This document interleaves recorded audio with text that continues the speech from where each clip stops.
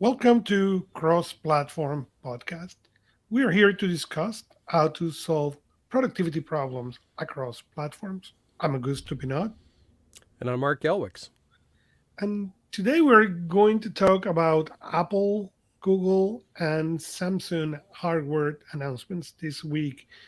Apple did their October event. Google then did another event announcing the Pixel phones, and then Samsung decided that they needed to also have an event. So Yeah, we it have was. covered in other podcasts what we did. We sit on anything but idle and discuss each show. So we decided not to cover the shows, but how these affect your productivity, your gear. So you see these shows, you see the news, you browse and see how they release this and that, what that means to you. And that's what we want to begin discussing today. Yeah, it's really interesting looking back at the events of, I'm going to say the past 2 weeks because I'm going to lump in the Microsoft event as well. Hmm. This is hardware season. I mean, it's almost trick or treating time here in the US, and we get our treats as they roll out all these new hardware tools. And there's a lot of them there that, of course, this is sales and marketing, and they're promoting the benefits of each of these items. But after all is said and done, and after all these events are gone, we have to go back and we have to look and say, at some point, we're going to make a decision as to whether or not we're going to spend hard earned money on Or not. various things. And the real question that I get into all the time is it going to make an impact in my platform? And I have to force myself to wait till later on after the events because it's real easy to get caught up in shiny object syndrome where, hey, you've got the coolest, neatest features. I'll admit that I was running into that uh, watching the Google event because they're talking about the camera capabilities and the tensor chip and all of the new functionality, and the look and feel is very nice, and the screens. I'm like, oh wow, that's some really nice hardware. That maybe that could make a difference. Maybe I should switch off of my Samsung Note and move over to that. But I have to go back and quantify it. And I have to say, okay, one, is the gain I'm going to get from that acquisition Hmm. equal to the amount of disruption it's going to create to get to there? Not even just the physical cost, but by turning things upside down a little bit, by replacing something in your platform, much less adding something in, are you really going to see that benefit? And it's tough when you look at all of these types of events because some of those announcements are really impressive hardware. The Apple one, for example, you look at the MacBook Pros, you're running those M1 Pro chips and the M1 Max chips. That is some seriously powerful hardware, without a doubt. And it could potentially make a huge impact if you have a need for that power. But there's a significant price for admission. I mean, we were talking about it, it's $3,000 in some cases just to Hmm. get the machine rolling. So, from a platform standpoint, especially this cross platform that we like to look at things, we have to decide what's the actual direct benefit. And at what point does it make sense to fit this into the equation? Looking back at the Microsoft event, for example, it's been about 2 weeks now, I believe. And the initial releases, everybody was hyped about the new Surface Pro X's and the Surface Go 3s and the Surface Duo 2s and all of that stuff. But now, as you look at the text coming out about those devices when they're hands on with people, people are going, well, they're not quite what they were hyped to be. They're not quite as good as they could be. They're not quite as good as we'd like them to be. Well, if I had made that immediate decision and said, yep, you know what? I'm going to get myself a Surface Go 3. I'm going to make it part of my system. I could regret that. I could regret that significantly.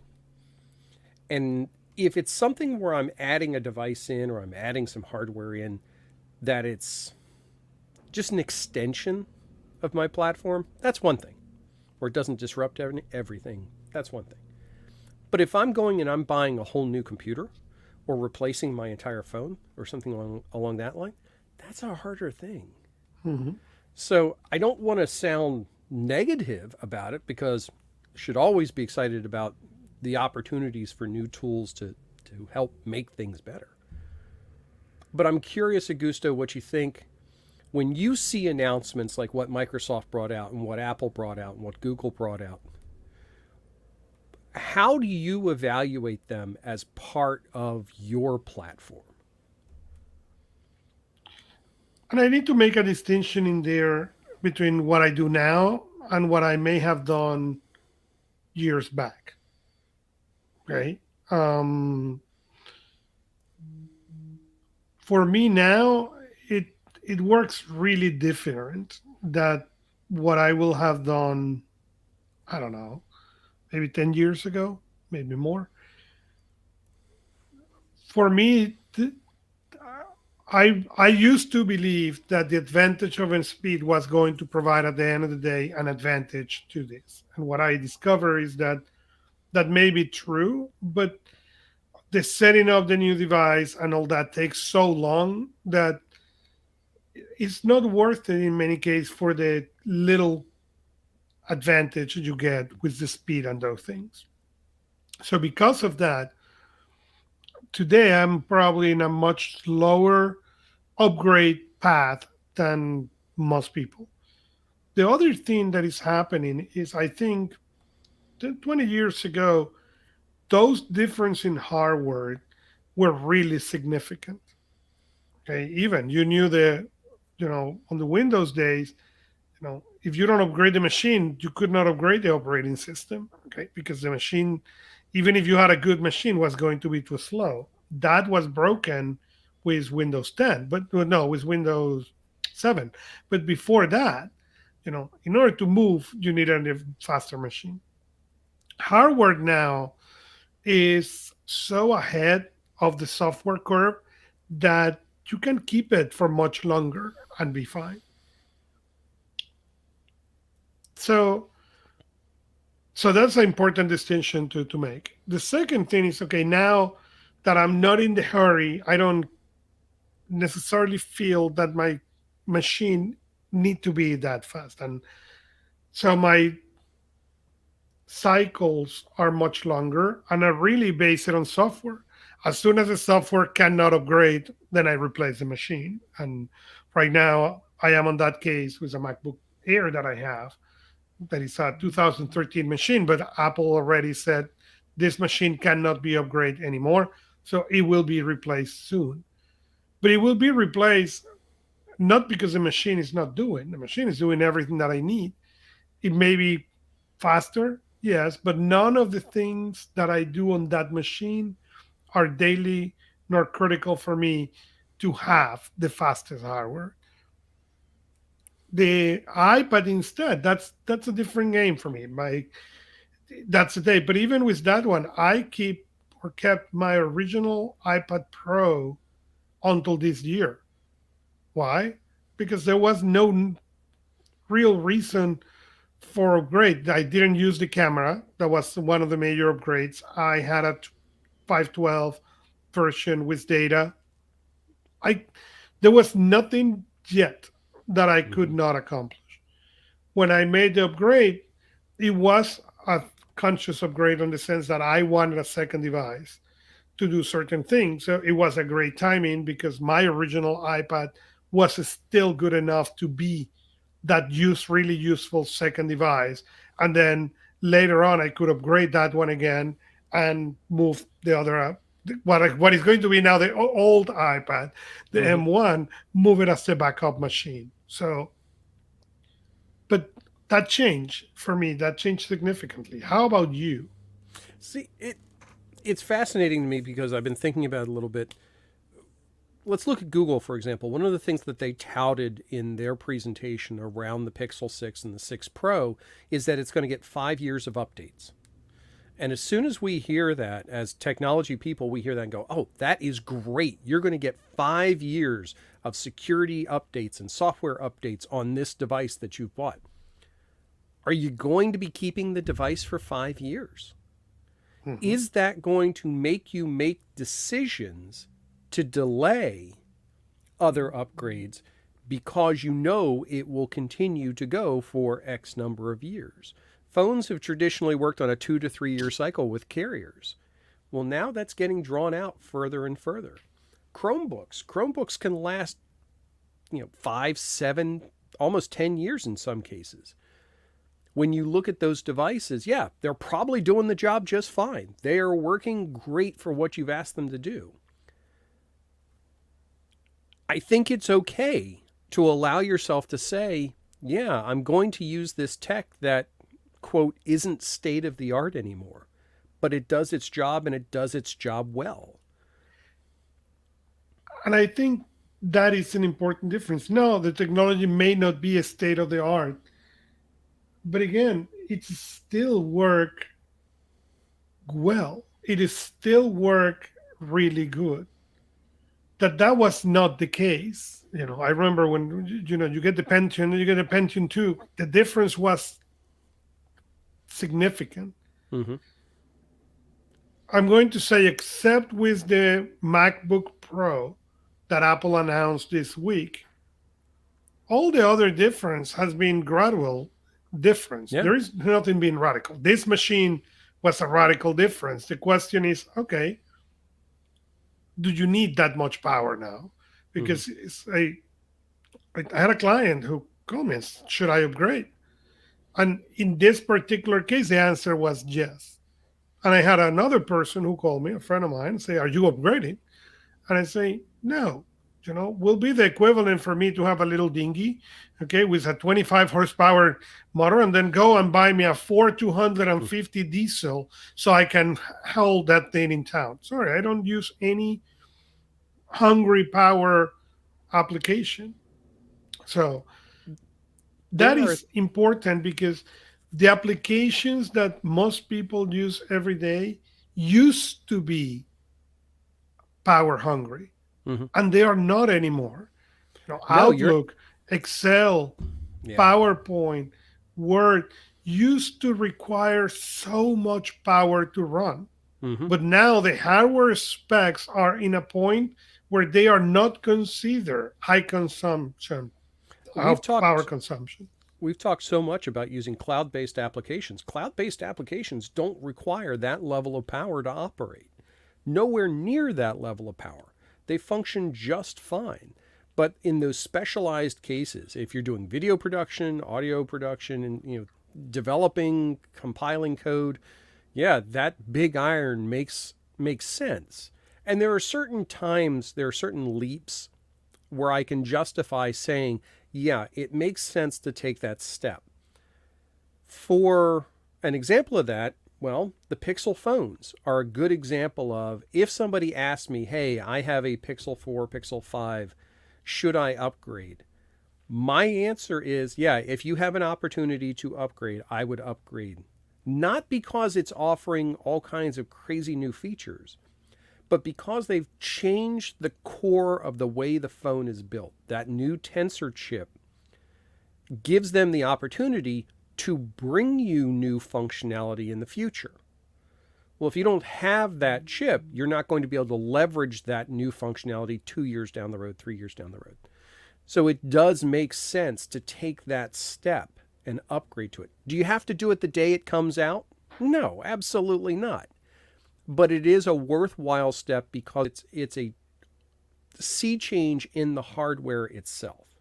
Now, things like the Surface Duo 2 and that type of a device, yeah, it may be a sea change for your platform if you're running off an old system, because now you're going to be reaping bigger benefits. But that has to be a significant change for it to warrant that kind of a disruption within the environment. So things like the MacBooks, I get it. I don't use MacBooks. But if I had an old MacBook, that was on the processor version prior to the M1, I would be saying, yeah, it makes sense to make that upgrade. Does it make sense to make the upgrade all the way up to, a Max or a Pro? Well, that's going to be dependent on what my actual usage is and how much money I'm willing to spend. But just that jump makes sense. And I'll parallel it to, for example, cars. If you have an old vehicle and you decide to go buy a new vehicle because it's much more fuel efficient, you may be looking at numbers on these cars. You may be looking at a car that has lower horsepower than the one that you have. It has lower torque than the one that you have. But the engine is much more efficient because it's built with better, newer technology. Therefore, you're going to get the end result of that improved efficiency. That has to be decided as part of your platform, though. If we look at the technology itself, comparing those items to say, okay, does it make sense, really is the core question. So I always try to do a reset with myself after these kinds of events because it's really easy to want to say, okay, I'm going to go ahead and get that. I want that. Because I'm a bleeding edge kind of guy. I love Right. shiny stuff. Completely admit to that. So what I do is I force myself to do an exercise. I take whatever I have already and I say, okay, that's all new. That's all cool tech that they just rolled out. What about the tech that I already have do I not know? Mm-hmm. What features are in the applications that I'm using every day that I don't know or I haven't tried? There's two purposes. One, as Augusto, you and I always tell people, learn your tools. Learn your tools inside out and sideways. Get comfortable with them. But secondarily, it gives you that little dopamine hit of, hey, it's something new. It's something cool. I'm going to get that new shiny object result out of something I already have. So after all these events this week, for example, I've been taking a lot of time going back into and digging into one particular application that works across my platform. And I've learned a bunch of things about it. And it's gotten me excited about not only that application, but the tools I've already invested in and the platform as a whole. And if we think about the amount of money that we invest in these tools, and we all know that we only really get maybe 20 to 30% of their maximum capability out of any given tool. Well, if you can squeeze another 10, 15, 20% out of it, that's huge. That's a much greater return on investment. So, think about your phone. How many apps on your phone are you completely familiar with? I look at mine and I would say maybe 15% of them. Yeah. I know how to use all of them, but I guarantee there's features in every one of them that could help me that I'm not even aware that they're there. And that is, you made a really important point, but also is what do you think this device will bring you? Okay. So, for example, I look on the one of the announcements on the Apple event was the AirPods. Okay. I have AirPods. I use them daily and I already make the purchase. Mm-hmm. Why? Because I knew the purchase was coming, given that give me okay. Mm-hmm. And I've been waiting for that to upgrade these ones because well, they are getting old. It's time to upgrade for the same version or upgrade for a newer version, either way. So that's where you need to figure it out. Okay, the on the last event, not so far ago, at the beginning of mid September, the Apple announced the iPad Mini. Mm-hmm. Okay, it was worse for me to upgrade to the iPad Mini, and the answer, after a lot of thinking, was no. Even though you go back and you look at those presentations and you go, that would be really good to have. Oh, I still want I it. would, yeah, I would really like to have that. But that's more of a person, that's a want, not a need. Correct. And that's where we always go back to in doing that assessment of changing your platform. you really need to make that list of what are the things that I need this change to do versus what are the things I want this change to do. That is where the key goes. And admit it took me a lot of dollars and a lot of time to learn that difference. And that was what made, as I was saying early, my upgrade cycles now much longer. Yeah, and that I agree. I think it's okay to have longer upgrade cycles, especially on hardware anymore. It used to be hardware really improved itself very rapidly. Moore's Law would kick in every 18 months, you had better processors and things like that. That's not necessarily the case anymore. We don't see that impact as rapidly in recent time, I don't think. Hmm. So if you're investing in something and you say, you know what, I'm planning on keeping this for the next few years, the next 3-4 years. One, recognize how long of a period that actually is and how many changes are likely to happen. If we think about phones, for example, if I'm going to invest in a phone now and say I'm going to keep it for the next 3 years as I get update cycles, you're really talking about two more phone releases that are going to Hmm. happen while you own that phone. Are you going to be okay with saying, that those releases are really cool, but I'm going to exhibit self-control and not get those? It's not easy. And Matter of that's fact, no. It vendors is not count on easy. us not being able to do that. Right.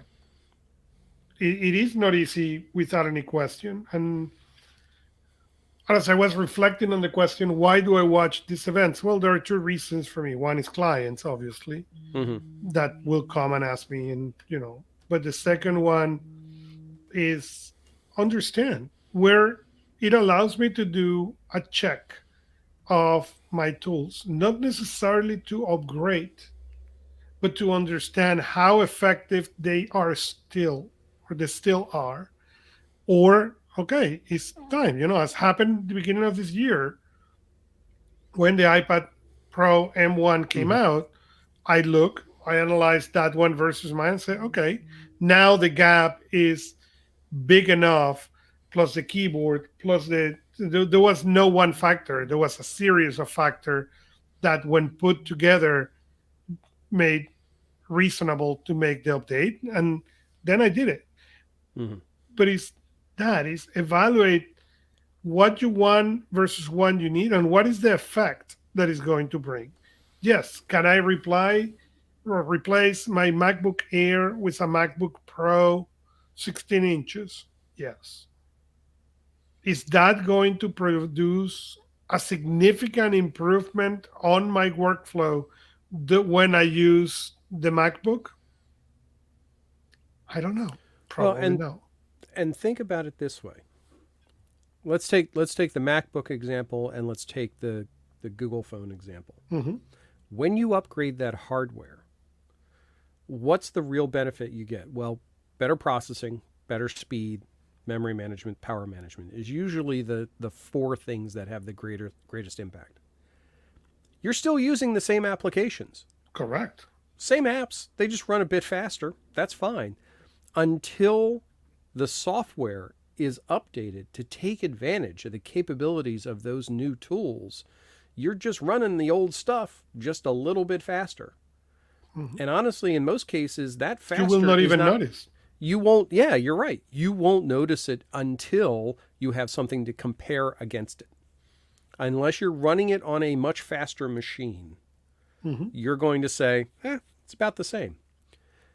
And every device was state of the art at some point in time.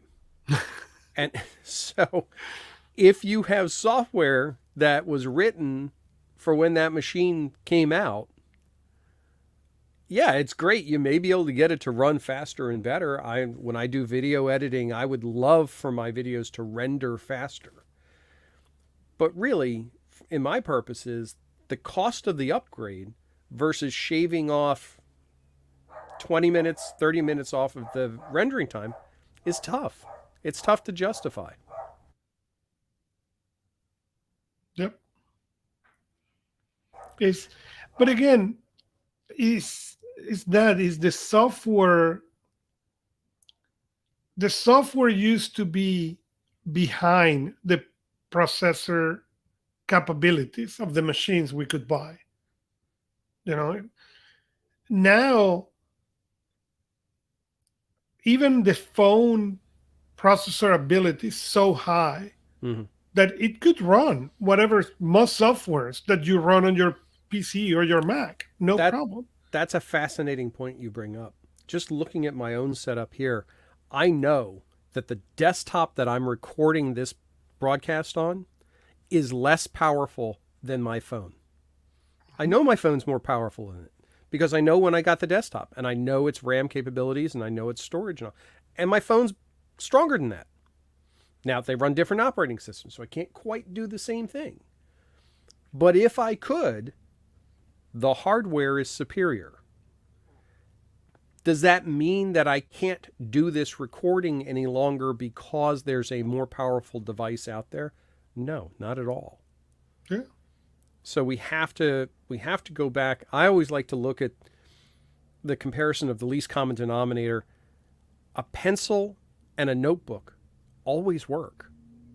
You can buy new notebooks, you can buy fancy notebooks, you can buy new pens, but at their core they all work the exact same way and they still accomplish the tasks that we've laid out for them. So when we look at our own platforms, we have to say, is this change going to inherently improve, or, and the one thing we haven't brought up, allow me to do something I couldn't do before? Give me a new capability. And that's where I think often these kinds of upgrades and these kinds of changes in our platform give us a reason to get something, to add something in, correct. to change something out, because it provides us a new capability. If I wanted to do high end or get into high end game design, for example, I would never be able to do it on my existing environment. Just wouldn't happen. It's just not built for it. Hmm. But if I'm able to upgrade into that environment, now I have an opportunity to pursue it. And I have to evaluate as part of my platform, what is the cost for that opportunity? Can I try it someplace else? Can I make sure it's a worthwhile opportunity? I have to figure that into the price of admission, for lack of a better term. So let's get off the philosophical point for a little bit. Out of the presentations we saw from Microsoft, Apple, Google, and I'll throw Samsung in there, but honestly, come on, guys, you didn't need to do a separate event just for the stuff that you promoted. I, there was, if you watched the Samsung event, that's 20 minutes of your life you're not getting back. It's nice. In a nutshell, you can order custom stuff. But Done. an announcement, Press release would have well, been fine. yeah, at least, as I text you privately, fine. If Yeah. you're going to make me waste 20 minutes of my time, at least throw me a Samsung towel for $20 that I Well, could buy and and this is complain something about that it. I brought up on our recap of the Samsung event on Anything But Anything but Idle. idle. When they did the release, and the Samsung event was all about the Flip 3. And this is a perfect example of reactionary upgrade. When the Flip 3 initially was released, there was a lot of hype around it. There still is. It's a very popular device. And people go out, pre-order, early order. I want to get that thing. I want to upgrade. What was it? 2 weeks, 3 weeks later, 4 weeks later, we now have this bespoke process to custom order. Well, if I ordered my phone anywhere in that first 4 weeks, I'm out of luck. Matter of fact, I did order a phone during that time period, and I am out of luck for using the bespoke process. So while it doesn't negatively impact my platform, it's Right. frustrating. It's a little frustrating to say, you know what, I really should have waited. Should have held on a little bit longer to see. But aside from getting on Samsung's case about that, out of all the presentations we've looked at during this period, what's the one thing that stands out in your mind as making the biggest impact on what was presented? And I'll start so that you have a Hmm. chance to think about it. For me, it's the Google phones. I Okay. have a hard now. I struggle a little bit because I really want to say two things. I want to say the Google phones and the high-end MacBooks. But when I compare the two, I have to say that the high-end MacBooks cater to a much smaller audience. There's a much smaller I group of agree with people you. that will, one, lay out the money, and two, directly benefit from those improved capabilities. So that said, what Pixel has done, what the Google Pixel phones have done, is they have changed the dynamic a little bit, at least initially, in positioning themselves as a flagship level device, high power, and applying a reasonable price tag to it.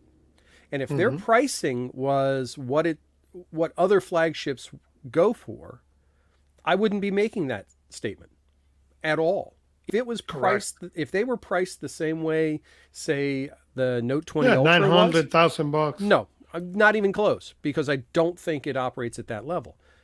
But the fact that they're offering the Pixel 6 at a $600 price tag with this new hardware and this new software capability, to me, out of all the things that we saw released, that's the one that has the greatest potential for impact. Because I can cross over from any other device, pick that up, add that into my platform, and know I'm going to get not only the things that I do normally are going to work better, but I have new capabilities that have been handed me. Hmm. So, in my mind, that's the one that's made the biggest difference. What about you? What do you think? Well, I'm going to add two. I'm going to cheat and add two. One, I'm going to agree with you on the I Google didn't add phone. two. Who says you get to add two? Well, you All right, did, fine. Go ahead. but you had the chance. Yeah, all So, right, fine. You go ahead and add two. so the Google phone, I need to agree with you, and really put Samsung in a predicament because when I will get to the store and said, okay, you can buy a Google phone for 600 bucks, and it's a flag, it's a great phone, high end phone, or you can now come and buy a Samsung device, okay, that the equivalent one is not going to be 600 bucks. And when you see the $600 one, the difference is going to be huge. Well, it's going to be hard to buy the Samsung, Mm-hmm. okay, when you get to the store. Because again, a lot of phone users are price conscious. Okay? They're not going there and say, I don't care what it is, I want the latest Samsung phone. No, they're going to get to the store and try to understand how to get the best bang for their money. The second one was the AirPods. And the AirPods maybe because me. Okay. I use these things Mm-hmm.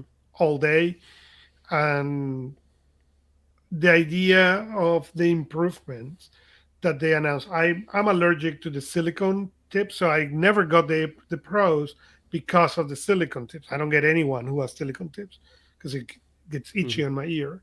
So the fact that they create a device that had high quality but do not need those silicone tips, that was a big deal.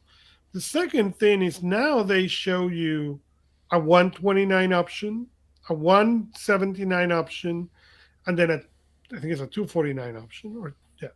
So the reality is that there is a lot of people testing. Hey, the Samsung bots, the Mm-hmm. Google bots, the Apple bots, and the Apples are really really good. So including now more people, okay, and closing the gap between the regular second generation and the iPod Pro, I think is a great movement from Apple, and they are going to sell a ton of those things. You bring up something that I failed to mention earlier, and it really should be included as part of this process. There can be quite a bit of, frustration when it comes to these new expensive devices going, hey, I Hmm. want to get that. I want to, and it's not an option. I can't. I've already gotten something. I can't afford that. It's outside my budget, things like that. That can create frustration, anxiety, stress because you feel like you're not operating at what your maximum thing is. I would recommend if you're feeling that way, if you're looking at the devices you have and you really wish you could upgrade to something like that, look at upgrading your peripherals. And since you Hmm. mentioned the AirPods, I think that's a great example of being able to do that. Something that will make an impact with your current platform doesn't have a high price tag, but it will get a significant, you'll feel better using it.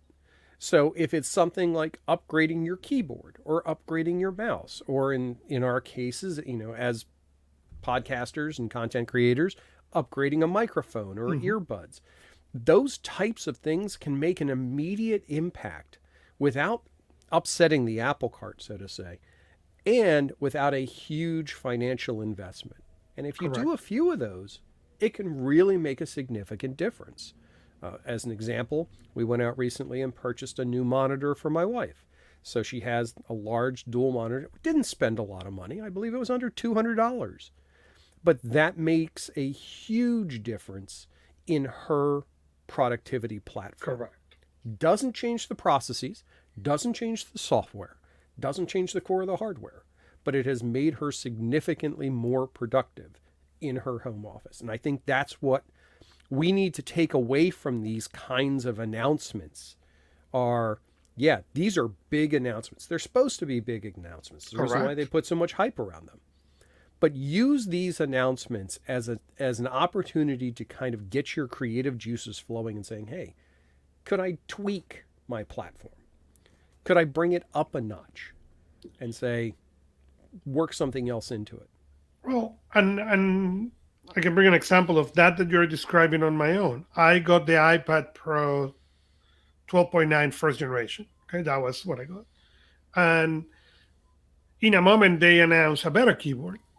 Hmm. Okay, and I saw, that's interesting. Okay, how about I find a better keyboard for this option? And I found Mm-hmm. there was a company called Bridge who do super high quality keyboards. They do them for the Surface. They do it from the Chromebooks. They do it also for the iPads, and they do a MacBook level keyboard that Mm-hmm. you can use with that. So that was the upgrade that happened between the two iPads. It was a high level upgrade for me to do certain things, especially when I wanted to type much longer hours. That was the Mm-hmm. thing. So it's as you said, it's not always the device because sometimes the upgrades are not big enough to that. And it's okay to keep it longer. But then you can find what in that middle can bring new life. What else can I do with this device? What Mm-hmm. can I get a couple of dongles now to be able to expand the use of this device? I I bought a device called the Airfly 12,000 do a device called the Airfly. Mm-hmm. And what the Airfly does is a little dongle, and you can plug on any device, and then it will give the connection to the AirPods. I Mm-hmm. love the AirPods. So when we record the show, connected to the back of the microphone, it is the Airfly. So Mm-hmm. I don't need to have the cables. I don't need to. I just plug in that thing on the back, and I can connect it to this headphone, or I can unplug it and plug it in on any PC and any machine that I want, and it works like a charm. So those are the things. What are the features that you got excited about it? And it's Right. okay. Okay, come on, I watch them all and I get excited. But Mm-hmm. I there are two rules that I have. One is I wait for at least a week on something that they got me on the show. As I said, I already bought this ones, but the plan, I was Mm-hmm. waiting for them to announce, not otherwise, I was going to buy another pair like the one I have. So understand that and then wait to see if you really need the coolness they announce or what you need is to hey, maybe it's adjustment, maybe it's software, Mm-hmm. maybe it's, you know what, I really like, especially on non iPad devices or iPhone devices, you know what, I really like this announcement. Let me see if somebody on the Android world has come with a software or has come with extension that allows me to do that.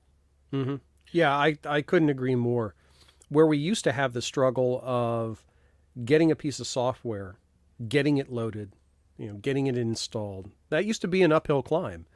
Now But it's not software's at your, anymore. it's at your fingertips. You can load as many apps as you'd like. You can download them. You can run trials in so many cases. You can buy them directly. You can do in-app purchases, and we're talking dollars. We're not Mhm. talking $50, $100, $300 for a shrink-wrapped package anymore. So being able to explore the capabilities of the tools that you have and start to push them further and further rather than saying, hey, I don't feel like I'm doing enough on this, so I need to replace this, is an entirely different conversation. There's an entirely different rationale that comes into play.